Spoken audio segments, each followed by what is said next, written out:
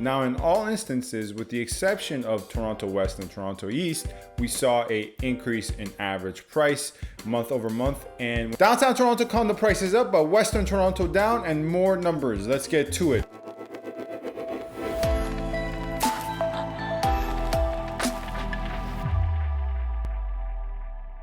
Hello everyone, this is Sam from SaberiSixRealEstate and Remax Realtron Realty. As always, back with another weekly condo market update. I believe it's the 20th edition or 19th. You will see it in the title. As always, you can find my contact information in the description box with regards to my Gmail, my Instagram, and my office. Feel free to get in touch with me with any questions you may have with regards to any topics covered in this video, any topics covered in previous video, or any general inquiries with regards to the Toronto/GTA real estate market. Lastly, feel free to subscribe, comment, rate, and review. Your support in that regard is greatly appreciated, but as I always say, you're not obliged to do so whatsoever. You can just view it and feel free to unsubscribe and dislike if you want. But if you happen to enjoy the videos, feel free to support and subscribe and like. Anyways, enough of that. Let's get to the point of today's video, which is Toronto condo prices. We're gonna go through some condo prices today. So starting out with condo prices in the TREB areas at large. For our purposes, TREB areas and the GTA at large really are pretty much interchangeable. So this is across all areas from Mississauga to East Durham to North King City, downtown, midtown, really accounted for all areas, right? So the average sold price of a condo in the GTA in August of 2021, which is the month we have the full sales data for, was $688,000. This represented a 2.16% increase from the month of July, wherein the average stood at $674. Now, this is going to be a common theme across the entire video, month over month, and also in most instances, year over year, the average sold prices are up, as is the case here. An example with the GTA at large. But moving on, let's narrow down our scope a bit more and looking at just the city of Toronto. So we're no longer accounting for sales in York region or sales in Mississauga, just the municipality of Toronto. Here, the increase was a little bit more tempered. Here, we saw an average sold price, according to the Toronto condo market, of $720,000, which represented barely a 0.5% increase over July, wherein in July the average sold price was $715,000. Now let us even minimize the scope here. Let's get even more specific. Divide Toronto between Toronto Central, Toronto West, Toronto East. Starting with Toronto Central, you start to see where the most of the heavy lifting with regards to the average of $5,000 increase was occurring, and it was here in Toronto Central, because Toronto Central saw an average of $783,000 in August of 2021, a increase obviously over the $757 figure we were dealing with in July, which represents a 3.4% increase. Now I say Central is doing the heavy lifting because once we look at Toronto West, we actually see a 6% dip in sold prices month over month, where in August of 2021, the average sold price in Toronto West was $612,000. Once again, a drop from $652,000 the month previous, and Toronto East stayed pretty much the exact same. I mean, we're really speaking, when we look at the Toronto East numbers here, we're really looking at a difference of hundreds of dollars. I mean, that can come down to one transaction that makes that difference.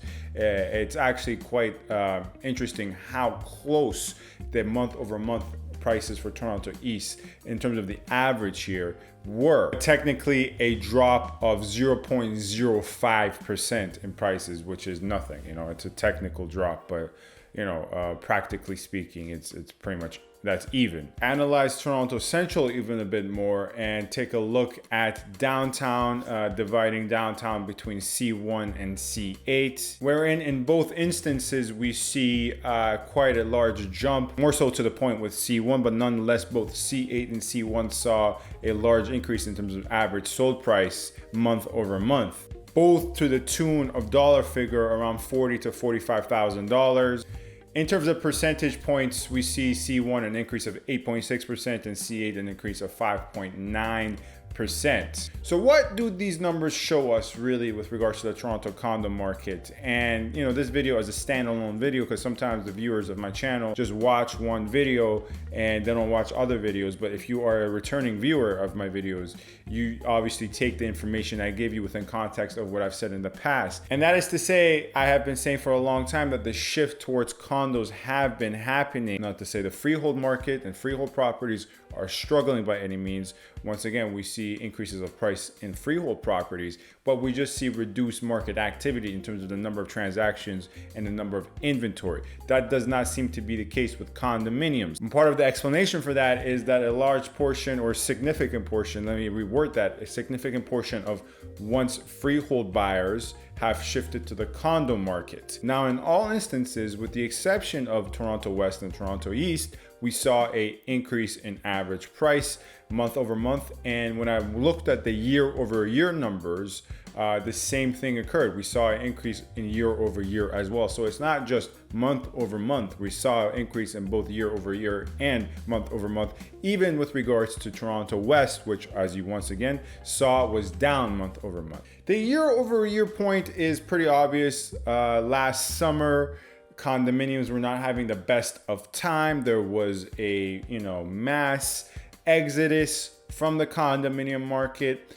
first triggered by tenants, therein triggered by end users who own condominiums for end user purposes. And then that obviously influences how investors who hold condominiums conduct their business as well. Now, once the condo market from last summer was steadily declining towards December, it kind of bottomed out in December, November. And since December and November of last year, it was a steady increase to the peaks of mostly March, but 2 weeks into April. And since then, things have been declining a bit, well into the summer markets of, May, June, July. And in the last 2 months within the summer market, and if you're watching this video and you met with me one-on-one, you can attest to this fact, where whenever I met with condominium owners who were looking to sell their condominium, and once again, if you're that person who's watching this and you've met with me one-on-one, you can personally attest to this. You, the seller, were better off waiting until the fall/winter market to sell. And these were the opinions I gave to people in Bay Street downtown. These are the opinions I gave to people around Wilson area, in Midtown. These are the opinions I gave to